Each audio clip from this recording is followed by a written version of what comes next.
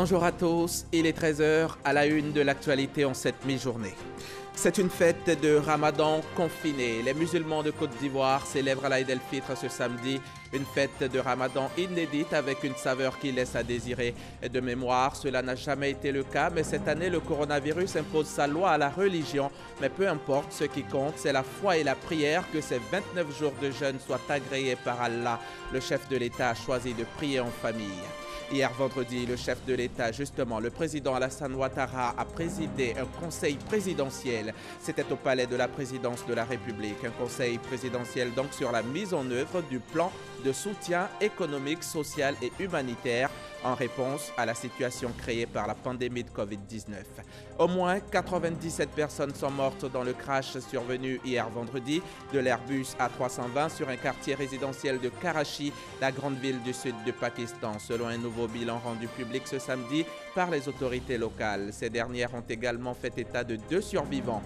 L'appareil transportait 99 personnes, dont 91 passagers et 8 membres d'équipage. Voilà pour les titres, bienvenue à tous. Les musulmans de Côte d'Ivoire célèbrent ce samedi l'Aïd el-Fitr, la fête marquant la rupture du jeûne du mois de Ramadan. Cette année, la fête a un goût particulier dans un contexte de coronavirus. Et vous le savez, les rassemblements de plus de 200 sont interdits, la distanciation physique entre les personnes est recommandée, le port du masque exigé. Au vu de tout cela, des mosquées sont restées portes closes et les fidèles ne peuvent que prier à domicile. Et c'est ce qu'a fait le chef de l'État, le président Alassane Ouattara. L'Aïd el-Fitr, fête musulmane qui marque la rupture du jeûne du mois de Ramadan, 4e pilier de l'islam. Une fête instituée par le prophète de l'islam au lendemain de son émigration de la Mecque à Médine. L'événement a été célébré à la résidence du président de la République Alassane Ouattara, dans le respect des mesures de restriction. Membres de la famille et quelques membres du gouvernement ont prié pour la santé des Ivoiriens et la consolidation de la paix en Côte d'Ivoire à travers une prière de 2 unités ou rakat dirigée par l'imam Cissé Djigiba qui à l'issue a invité les Ivoiriens à cultiver l'amour, le pardon, la tolérance et l'entente. Le président de la République Alassane Ouattara a pour sa part saisi l'occasion de la prière de l'Aïd el-Fitr pour saluer l'ensemble des Ivoiriens en cette crise sanitaire. Nous venons de prier avec l'imam Djigiba Cissé, le cousin de feu ma mère Adjana Bintou Cissé, pour marquer la fin du mois de Ramadan et arriver donc à la fête de l'Aïd el-Fitr. C'est un moment important. Comme vous le constatez, nous le faisons à domicile sous l'autorité de mon oncle. Donc c'est avec beaucoup de ferveur que nous faisons ces prières et dire que c'est un moment exceptionnel puisque les mosquées ne peuvent pas recevoir les musulmans aujourd'hui pour fêter comme d'habitude et procéder à la prière donc de la fin du Ramadan en raison de la maladie de la Covid-19. Et vous remarquerez qu'en faisant la prière ici à domicile, nous avons respecté toutes les restrictions, notamment la distanciation et les mesures barrières. Et je voudrais donc dire à tous nos concitoyens que nous avons prié pour la santé de chaque Ivoirien, de chaque personnes vivant sur le sol ivoirien. Nous avons prié pour que cette maladie s'éloigne de notre pays et s'éteigne dans le monde entier, car elle a fait beaucoup de dégâts partout, y compris en Côte d'Ivoire, même si nous sommes moins affectés que d'autres pays. Alassane Ouattara a également salué la mémoire de l'ex-guide de la communauté musulmane, Cheikh Aïma Bouakari Fofana. Nous avons prié pour qu'il repose en paix, que Allah l'accueille en son paradis. Et je pense que toutes les mosquées ont fait de même aujourd'hui pour rendre hommage à ce grand homme, cette personnalité qui a travaillé à organiser l'islam en Côte d'Ivoire, un islam de modération, un islam donc de dialogue, avec toutes les autres religions. Je voudrais terminer en réitérant tous nos vœux de bonne santé à notre pays, à tous nos concitoyens, nos vœux et nos souhaits les meilleurs pour la paix et la prospérité des Ivoiriens et de la Côte d'Ivoire. Que Allah bénisse la Côte d'Ivoire. L'Aïd el-Fitr ou la petite fête est célébrée le premier jour du mois de Shawwal. Elle est l'occasion pour les musulmans d'exprimer leur gratitude et leur reconnaissance à Allah qui leur a accordé non seulement la faveur d'atteindre une fois encore la vie, le mois béni du Ramadan, mais aussi la force de le vivre pieusement, tout en implorant son indulgence pour les insuffisances et les imperfections qui ont pu entacher leur jeûne durant ce mois béni. C'est un reportage signé Abou Sanogo. L'Aïd el-Fitr, la fête de Ramadan, a donc lieu le premier jour du mois de Shawwal. Une prière particulière a lieu le matin, suivie du sermon d'un imam. À la mosquée de la zone industrielle de Koumassi, par exemple, c'est au sud d'Abidjan. Dans cette mosquée, les fidèles ont observé la prière ce matin, mais en respectant les mesures barrières. Mamadou Kwasi. Lavage des mains, port de cache-nez et un tapis individuel de prière. Ce sont les seules conditions d'accès à la mosquée. Et quand le nombre des 200 est atteint, les portes de la mosquée se referment. À l'intérieur de la mosquée comme à l'extérieur, les dispositions sont identiques. Nous sommes à Koumassi, en zone industrielle, à la mosquée Maoulat, l'une des rares mosquées du Grand Abidjan à célébrer l'Aïd el-Fitr, marquant la fin du mois de Ramadan. Une prière de 2 unités officiée par l'imam Ousmane Keïta. Dans son sermon, le guide religieux a invité les fidèles à ne pas baisser la garde et à toujours respecter les mesures barrières. L'imam Ousmane Keïta exhorte également ses fidèles à préserver les acquis du mois de Ramadan. Nous sommes rentrés dans une école qui nous a formés, qui nous a appris comment faire les prières nocturnes, comment donner l'aumône, comment soutenir les plus faibles. Et je pense que cette école-là nous a formés. Continuer ce que nous avons appris dans le mois de Ramadan pour être utile, pour vivre avec la paix, pour vivre avec l'amour, pour vivre avec la foi. Les fidèles musulmans se réjouissent de cette célébration des prières et invocations pour la fin de cette pandémie, mais aussi pour la paix en Côte d'Ivoire. Ça nous fait plaisir d'avoir cette prière parce que nous faisons partie des gens des privilégiés aujourd'hui d'avoir cette prière aujourd'hui. Nous sommes très contents. Je dis merci au bon Dieu qui nous a permis et donner la compréhension de ces mesures barrières aux fidèles qui sont lui-même ses fidèles et les adorateurs de Dieu. Après la mosquée, la fête doit se poursuivre dans les différents ménages, dans le strict respect des mesures barrières, ont souhaité les guides religieux. La fête de Ramadan en pleine pandémie de Covid-19, c'est certes une épreuve, mais une épreuve que les musulmans ont décidé de surmonter. Et partout en Côte d'Ivoire, on a prié l'Aïd el-Fitr, bien sûr, dans le respect des mesures édictées par le gouvernement. Après Koumassi, je vous emmène dans la commune d'Abobo, à la mosquée Al-Moubarak, où a prié notre reporter Mahama Traoré. Contexte de pandémie de Covid-19 oblige, le comité de gestion de la mosquée Al-Moubarak d'Abobo-Anador a pris soin de faire appliquer les mesures barrières en ce jour d'Aïd el-Fitr. Pour avoir accès à l'enceinte de la mosquée, les fidèles sont soumis à l'exercice du lavage ou de la désinfection de mains, au port obligatoire du cache-nez. Obligation aussi d'être muni de son propre tapis et de respecter la distance d'1 mètre dans les rangées. Après les 2 unités de prière, Imam Moussa Diarra a exhorté les croyants à intensifier les invocations pour la fin de cette pandémie. Ce n'était pas évident qu'on puisse avoir ce jour, vu tout ce qui nous entoure comme des dangers, la pandémie du coronavirus. Si Dieu nous a gardés jusqu'à aujourd'hui, nous devons rendre grâce à Allah et multiplier encore dans l'adoration de Dieu, subhanahu wa ta'ala. En Côte d'Ivoire, le Ramadan 2020 a débuté le 24 avril dernier, soit 29 jours de jeûne qui ont permis aux fidèles musulmans de gagner en piété. La célébration de l'Aïd el-Fitr, la fête de Ramadan, c'est aussi la préservation par les musulmans des acquis de ces 29 jours de prière et de privation. 29 jours de jeûne qui expireront certainement leurs péchés auprès de Dieu. Être musulman, c'est aussi respecter les lois en vigueur. Alors, la prière ce matin s'est faite principalement autour du respect des mesures barrières. Kader Sogodogo, RTI Boaké. Grande mosquée de Boaké, il est un peu plus de 8 heures. Les fidèles musulmans arrivent d'un peu partout. Après un mois de pénitence, c'est la fête du Ramadan ou l'Aïd el-Fitr qui marque la fin du jeûne après l'apparition de la lune. Cette année, la prière se fait dans un contexte de pandémie. Le lavage des mains, le port du masque et la distance d'1 mètre entre 2 personnes sont les grands défis. Un émissaire du gouvernement, le ministre Amadou Koné et des élus sont également présents. À 9h, le grand imam de Bouaké, El Hadj Badiawari Touré, est arrivé. La prière est lancée. Après les 2 rakats consacrés et le sermon, place aux bénédictions.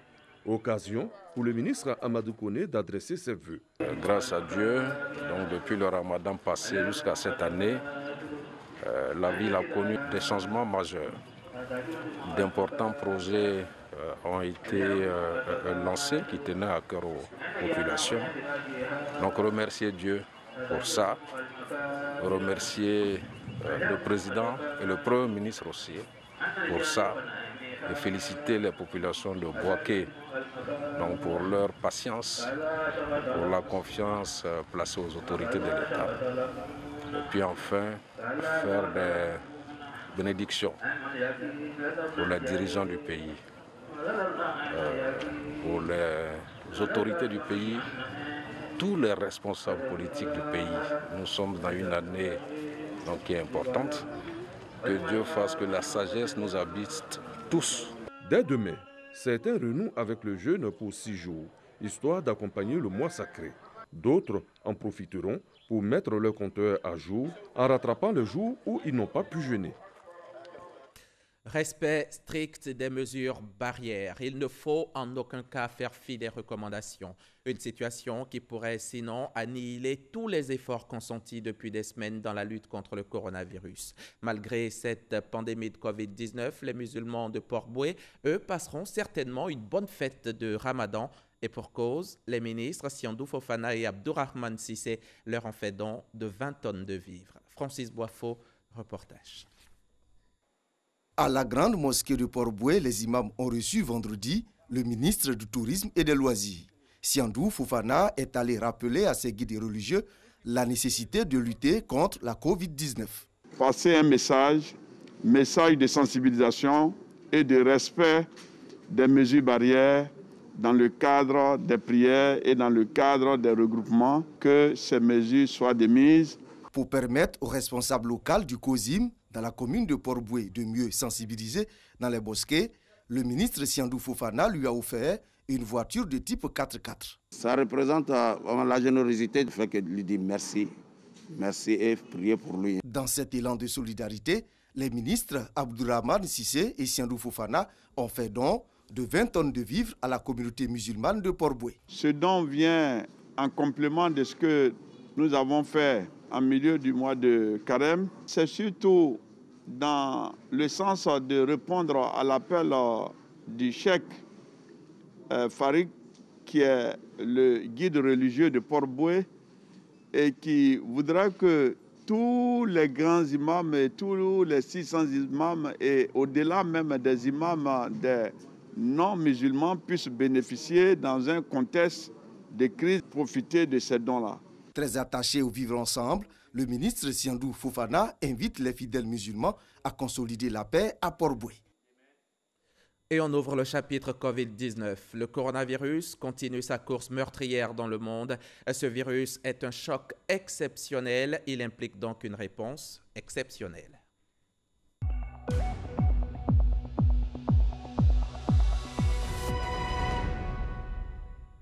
Les soldats de la République à l'assaut du coronavirus. Un conseil présidentiel s'est tenu hier au palais de la présidence de la République en présence du chef de l'État, le président Alassane Ouattara. Un conseil présidentiel sur la mise en œuvre du plan de soutien économique, social et humanitaire en réponse à la situation créée par la pandémie de Covid-19.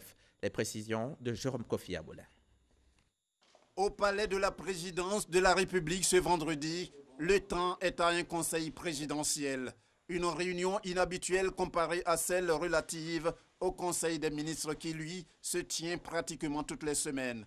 La rencontre de ce jour sous la présidence du chef de l'État, le président Alassane Ouattara, s'est tenue dans le cadre de la réponse du gouvernement de Côte d'Ivoire à la pandémie de la Covid-19. Il s'agit de la mise en œuvre du plan de soutien économique, social et humanitaire face à cette pandémie. C'est le ministre d'État, ministre de la Défense, Ahmed Bakayoko, assurant l'intérim du Premier ministre Amadou Gon Coulibaly, qui, à l'issue de la rencontre, a le premier pris la parole pour en donner le sens. La réponse du gouvernement s'est déclinée en deux grands axes. D'abord, le plan de riposte sanitaire, qui a été largement présenté par le ministre de la Santé et qui est d'un montant d'environ 95 milliards de francs CFA, et des plans de réponse de soutien économique, qui a été également largement présenté par M. le Premier ministre Amadou Gon Coulibaly lors de sa conférence de presse d'un montant de 1 700 milliards de francs CFA. Et ce plan de réponse économique vise à maintenir l'activité économique, soutenir les emplois et également préparer une reprise rapide de l'activité post-Covid-19. Aujourd'hui, les différents ministres compétents ont fait le point au président de la République de la mise en œuvre de ces différents fonds. Le ministre de l'Économie et des Finances, lui, a lu le communiqué qui a sanctionné la réunion. Le morceau choisi ici concerne l'appui financier de l'État à certains travailleurs dont le contrat de travail a été résilié ou suspendu du fait de la maladie à coronavirus. Le Conseil présidentiel a autorisé un soutien de l'État aux 20 326 travailleurs enregistrés à fin avril 2020.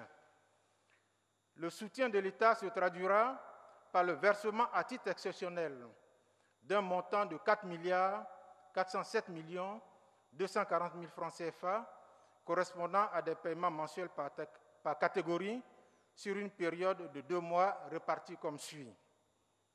Ouvriers, 60 000 francs CFA. Agents de maîtrise et techniciens, 120 000 francs CFA. Cadres moyens et techniciens supérieurs, 240 000 francs CFA. Et cadres supérieurs, 360 000 francs CFA. À noter pour l'essentiel que l'action du gouvernement constitue en réalité des fonds à disposition. Il y en a 4 au total: le fonds aux grandes entreprises, le fonds aux petites et moyennes entreprises, le fonds au secteur informel et le fonds spécial de solidarité. Pendant ce temps, la tempête Covid-19 continue de souffler. Ce virus redoutable, invisible et imprévisible a encore touché 40 personnes hier en Côte d'Ivoire. 40 nouveaux malades donc, portant à 2341 le nombre total de personnes contaminées et 29 personnes en sont malheureusement décédées depuis le début de la pandémie. Le directeur général de la Santé a fait le point hier soir au micro RTI 1 de Patricia Omouetia.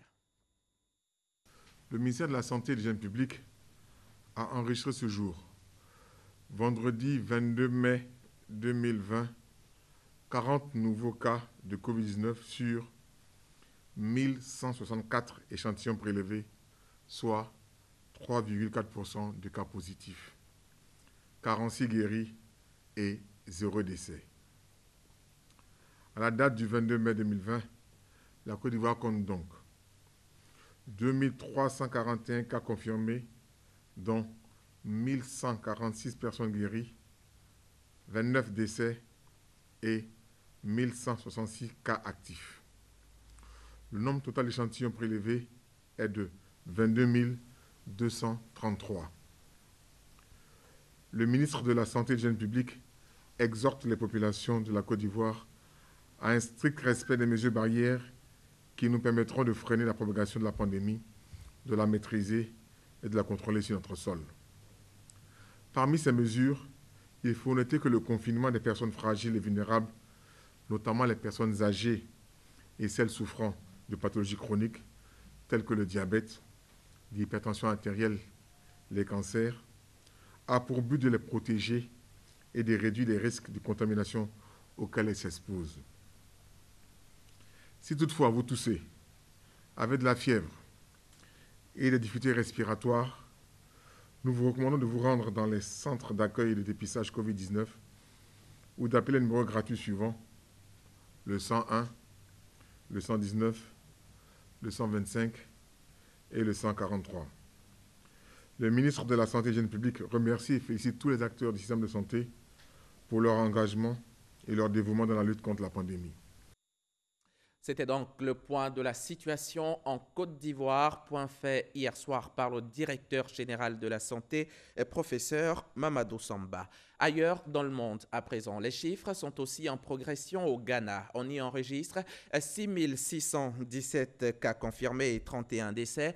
En Guinée, 3 067 malades, 19 décès. Au Sénégal, 2 976 personnes touchées par la maladie, 34 en sont mortes. Au Mali, on compte 969 cas et 62 décès. L'Afrique compte en tout 104 317 cas confirmés pour 3 184 décès. À l'échelle du monde, on enregistre plus de 5 235 000 cas de contamination pour plus de 328 600 décès. Chaque soir, depuis le début de la crise sanitaire, des membres du gouvernement sont face à la presse pour faire un point de la gestion de la pandémie. Hier, ce sont les ministres Aka Wele et Vagondo Diomandé qui étaient face aux journalistes. Les deux membres du gouvernement ont insisté sur la prudence, la vigilance et l'observance des mesures édictées. Les précisions de Mahama Traoré. Le nombre de cas déclarés positifs à la Covid-19 continue de progresser, ce qui n'écarte pas le risque de nouveaux cas de contagion à l'intérieur du pays. L'intérieur du pays demeure toujours faiblement impacté à ce jour. Cependant, le risque de contagion de cette partie du pays est réel, vu le niveau d'appropriation des mesures sécuritaires et sanitaires en vigueur, ainsi que les nombreuses sollicitations des autorisations pour l'intérieur du pays, en dehors des enseignants et des élèves. Continuer à pratiquer les gestes barrières constitue pour l'heure le seul rempart contre cette pandémie. En cas de manifestation de symptômes, le ministère de la Santé conseille aux populations de se rendre systématiquement dans les centres de santé les plus proches des établissements sanitaires qui, en cette période de pandémie, continuent d'assurer les prestations de routine.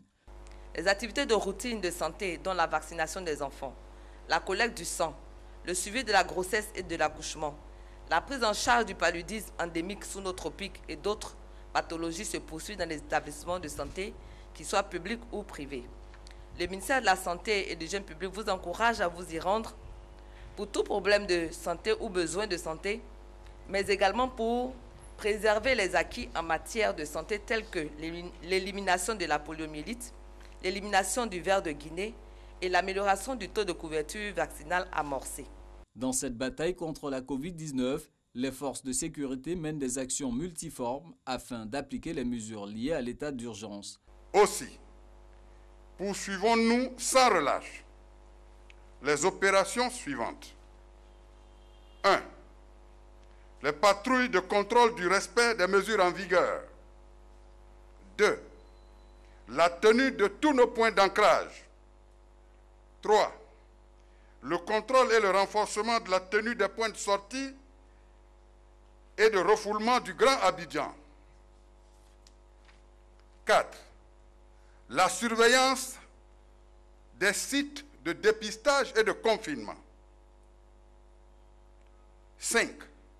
La recherche aux fins d'interpellation de vendeurs ambulants de masques. 6.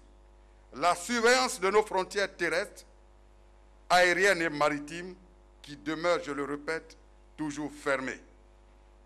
Tout ceci avec comme boussole, voire référence, les opérations éperviers pour la police nationale et renard pour la gendarmerie. Ce samedi, le point presse gouvernemental sur la gestion de la crise sanitaire de la Covid-19 se tiendra dans la ville de Dabou.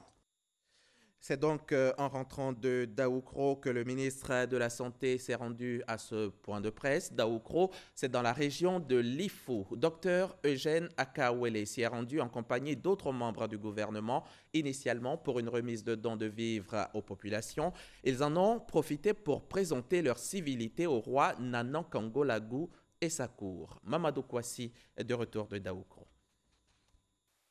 Le ministre Kobena Kwasi Adjoumani, en compagnie de 5 autres membres du gouvernement, à la cour royale de Daoukro, Présents dans la capitale régionale de l'Ifou, ces envoyés du gouvernement sont allés présenter les civilités à Nana Kango Lagou 3. Un moment de communion en prône de promotion des alliances interethniques. Au nom de la délégation, le ministre Koumena Kwasi Adjoumani a transmis le message du président de la République Alassane Ouattara et du Premier ministre Amadou Gon Coulibaly à la cour royale de Daoukro. Nous sommes venus, au nom du président de la République et du Premier ministre, saluer nos parents baoulés qui sont ici, dans le Ifou. On est venu saluer le chef pour lui dire que face au péril qui secoue la Côte d'Ivoire, nous sommes venus au nom du Premier ministre pour faire des dons. Et indépendamment du péril, c'est pour ça d'ailleurs le ministre de la Santé est là, nous sommes venus aussi soutenir nos parents musulmans qui aujourd'hui sont dans la pénitence et qui jeûnent pour les aider à terminer donc le jeûne. Mais on ne peut pas venir à Daoukro sans passer saluer le chef. La cour royale se réjouit de cette visite. Au nom du roi de Daoukro, le porte-parole a rassuré la délégation du soutien du royaume dans le combat contre la Covid-19 et surtout pour le développement de la Côte d'Ivoire. La délégation est repartie très heureuse de cette visite. Avant la cour royale, ce sont les cadres et élus de Daoukro qui avaient accueilli la délégation du gouvernement à la résidence du préfet de Daoukro. Venons-en maintenant à la question de l'école en Côte d'Ivoire. Qu'en est-il de la reprise des cours dans le Grand Abidjan? Reprise annoncée pour lundi prochain, 25 mai. Soucieuse des conditions de cette réouverture de l'école, Kandia Camara a échangé avec les fondateurs d'établissements privés. L'objectif étant de faciliter le processus. Le témoignage de Mamadou Kwasi. Au menu de cette rencontre de la ministre Kandia Camara et des représentants des établissements scolaires privés de Côte d'Ivoire, la question de l'organisation d'une rentrée parfaite de l'ensemble des élèves affectés par l'État dans leur établissement. Entre autres préoccupations, le respect des mesures barrières, la répartition des 80 000 cache-nez offerts par l'État de Côte d'Ivoire et les examens de fin d'année. Plusieurs autres préoccupations ont été abordées afin d'aplanir les attentes des uns et des autres. La ministre les a rassurés des dispositions prises par le gouvernement pour mieux organiser la reprise des cours. Les fondateurs d'établissements ont en retour pris l'engagement pour une reprise des cours dans de meilleures conditions dès ce lundi 25 mai 2020. Après cette rencontre, place au terrain, la ministre de l'Éducation nationale, de l'enseignement technique et de la formation professionnelle s'est rendue sur le site du nouveau groupe scolaire offert par la première dame de Côte d'Ivoire à travers sa fondation Children of Africa dans la commune d'Abobo. On sent que madame la première dame a elle-même pensé à l'architecture, à la réalisation des travaux. On sent qu'elle a fait avec amour, l'amour qu'elle a toujours apporté aux enfants de Côte d'Ivoire, le soin qu'elle a toujours accordé à la communauté éducative. Je voudrais, au nom de cette communauté éducative, au nom des parents de Côte d'Ivoire, au nom de toute la population ivoirienne, encore une fois, dire merci à Madame la Première Dame, Madame Dominique Ouattara. Cet établissement va accueillir à la rentrée prochaine des classes 2020-2021 les 690 meilleurs élèves du primaire de la commune d'Abobo. Après Abobo, la ministre Kandia Camara s'est rendue au lycée Sainte-Marie de Cocody. Cette école d'excellence a vu certains de ses bâtiments décoiffés par une tornade. Aujourd'hui, le niveau d'exécution des travaux est satisfaisant. Les élèves pourront reprendre les cours dans la quiétude dès ce lundi 25 mai 2020. Et si les élèves du Grand Abidjan reprennent le chemin de l'école lundi prochain, ceux de l'intérieur du pays ont déjà regagné les classes.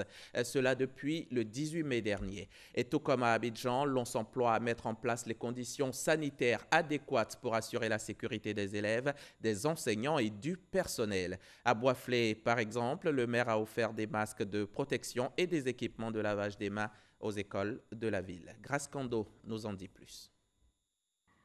Boisflé, ce premier jour de réouverture des écoles.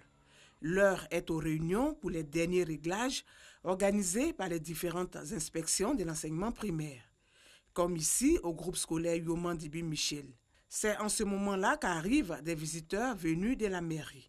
À leur tête, le maire Lucien Liébi, président du comité communal de lutte contre la Covid-19.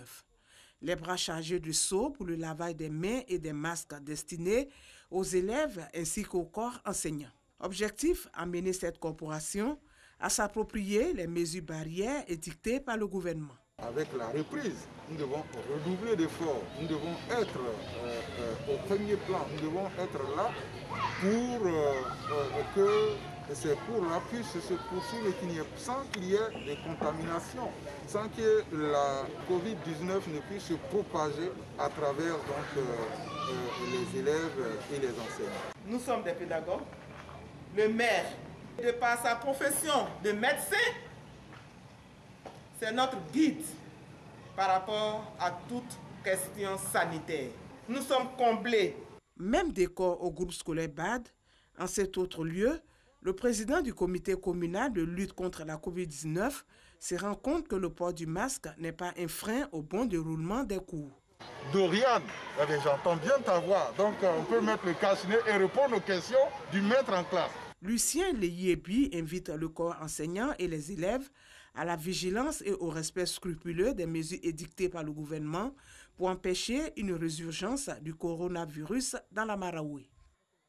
Et de Boisflé, on met le cap sur Boaké. Après un peu plus de 160 km, nous retrouvons l'équipe de la Musarti dans la capitale de Boaké. La Musarti, c'est la mutuelle sociale des agents de la RTI. Les dirigeants de cette mutuelle sont en mission de sensibilisation contre le coronavirus à RTI Boaké, la station régionale. Walter Amadou Ouattara.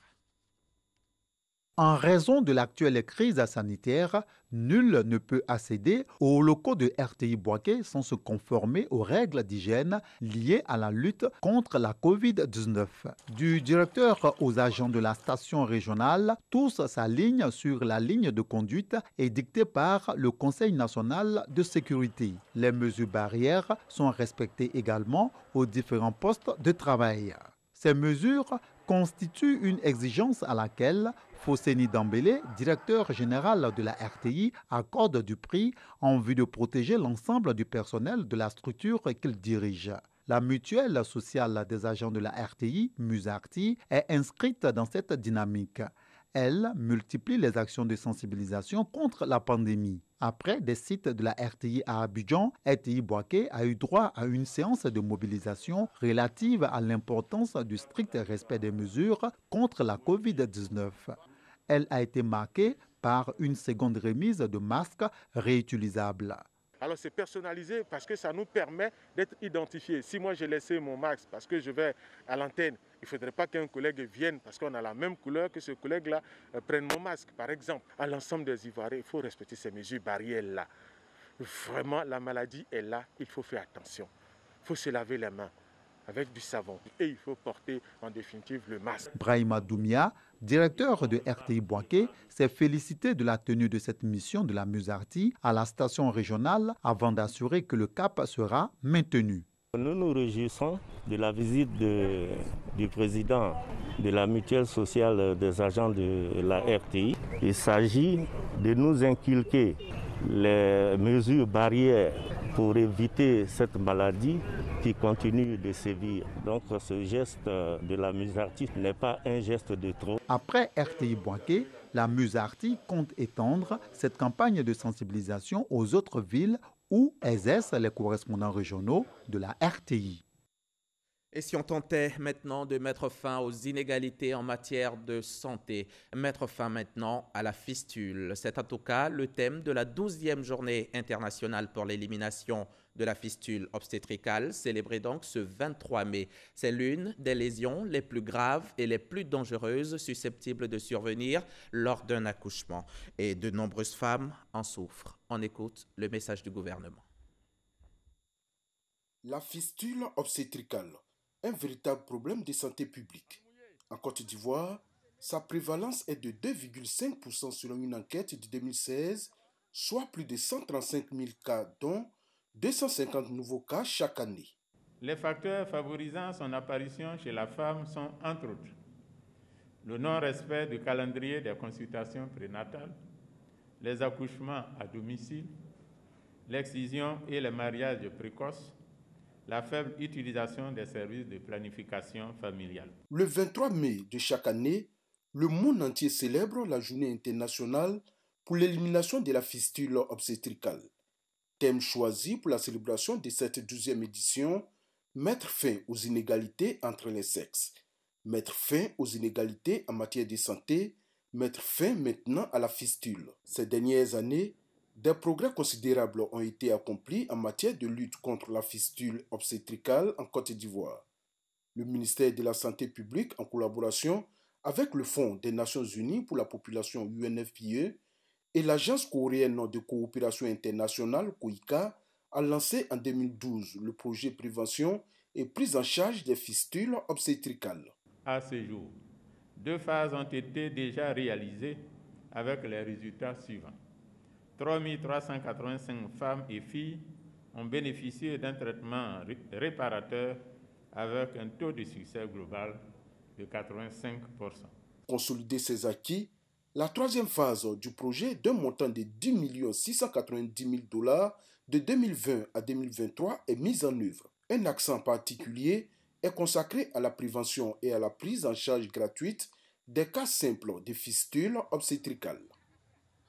Les propos du ministre Aka Wele ont été recueillis par Herman Niamien. Au moins 97 personnes ont péri dans le crash d'un Airbus A320 hier vendredi sur un quartier résidentiel de Karachi, la grande ville du sud du Pakistan. Selon un nouveau bilan, 2 passagers ont survécu. Parmi ces miraculés figure Zafar Massoud, le président d'une des plus importantes banques du Pakistan. Voilà, c'est la fin de ce 13h. Prochain rendez-vous avec l'info, le 20h avec Marie-Laure Ongoran. Excellente journée à vous. Très bonne fête de Ramadan à tous les musulmans de Côte d'Ivoire dans le strict respect des gestes barrières.